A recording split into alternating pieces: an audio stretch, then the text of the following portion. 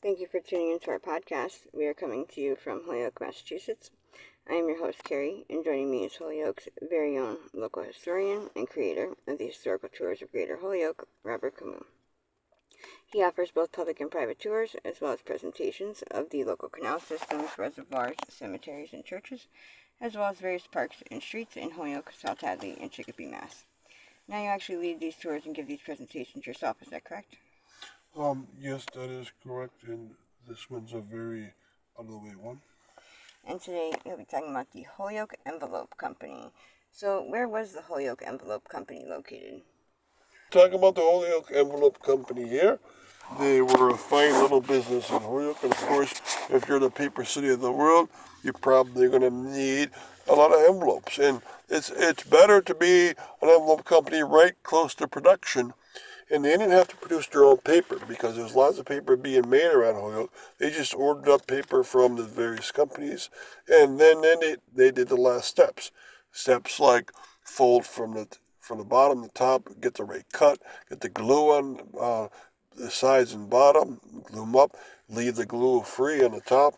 Right, you got an envelope. It's pretty easy. Well, what's not easy is making sure you got lots of sizes, lots of colors, lots of shapes, right? That's never going to be easy. And there's a vast need for them because, and we're going to talk about this today. Okay, so first we're going to talk about where it's located. It's located at, if you were out there today and you're on Main Street in Holyoke and 391's coming out on a few places in Holyoke, would be on the entrance ramp of 391 going south. And as you go on the entrance ramp, there's a dirt patch right under the overpass of 391. That's where the Holyoke Envelope Company would have been.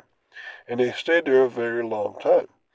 All right, so we're going to talk today about not only the location, but also the history of the envelope company, what production was like inside the mills, and why was it necessary that so many envelopes had to be made. All right, so we'll pay attention to these.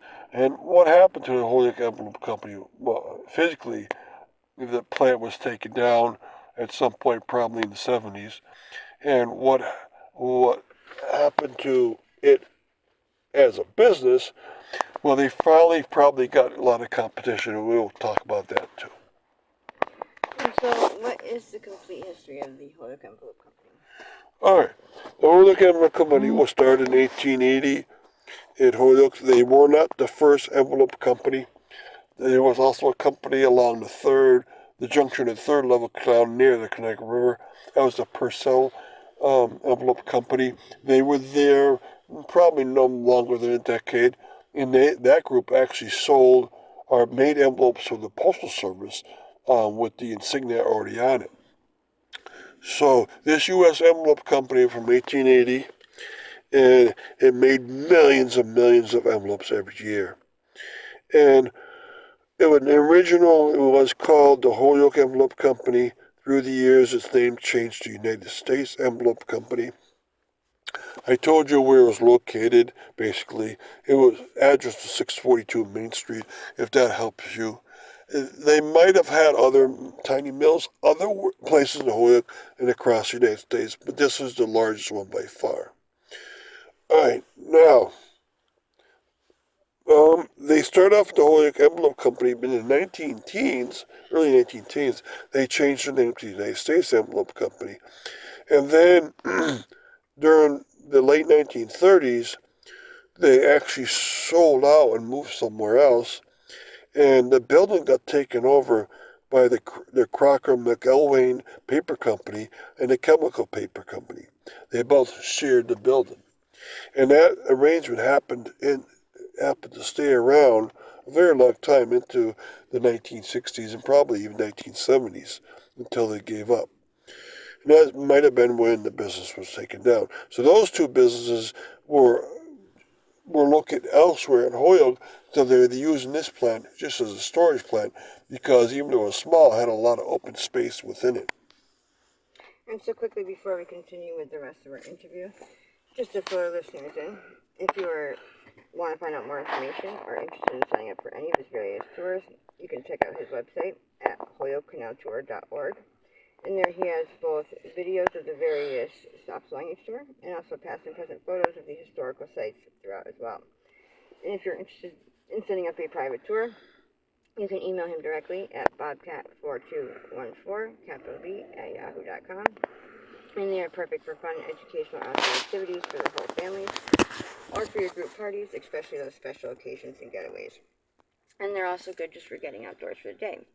Getting back to our interview, what was production like at this mill? All right. The production generally, you could say, started on the top floor. Now, remember, they're not a paper producer. They make final finishes to make an envelope. So they get the cuts, the different sizes and thicknesses and different colors from elsewhere in Holyoke. And then they bring it into their mills, a 3-4 building. On the third floor, you have the paper packing and fold and so forth. On the second floor, you have you get the seals going. You also get the printing going, so that if you have different types of need for printing, like pre-printed addresses, or if you need insignia on it, that would get ready. And then on the ground floor, they would get the packages ready, and the package would then go out to producers. Okay, so this is a very simple arrangement, and that's because they're really not producing anything. Okay. And why was it necessary to make so many envelopes? Okay. Now you got to remember what society was like back then. It was a society based upon the printed word because there's no telephones around. There was there was hardly any communication electronically. There was a telegraph, but that was expensive. And so every day, every person was sending out letters to other people. And they were also sending out checks to pay their bills, so forth. This was a society very much based upon sending out information by the Postal Service. And that they did in spades, right? And basically because you had to. And this was the age of the Postal Service at its grandest height. And if you ever get a stack of old letters and you have to guess, oh, what decade are these from? Best guess, just say they're from the 1920s, because that's when the peak of sending letters around was.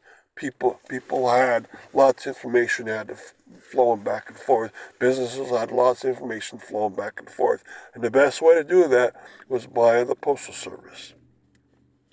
And thank you, Robert, for educating us on your tours. And we want to thank our listeners for tuning in. You can also tune to a large selection of our other podcasts and much more at his website. Again, that's holyokecanaltour.org.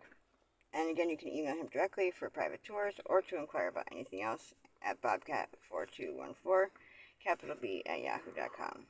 And be sure to keep an eye out for his upcoming 2024 season tours and more as they become available. Thank you for tuning in.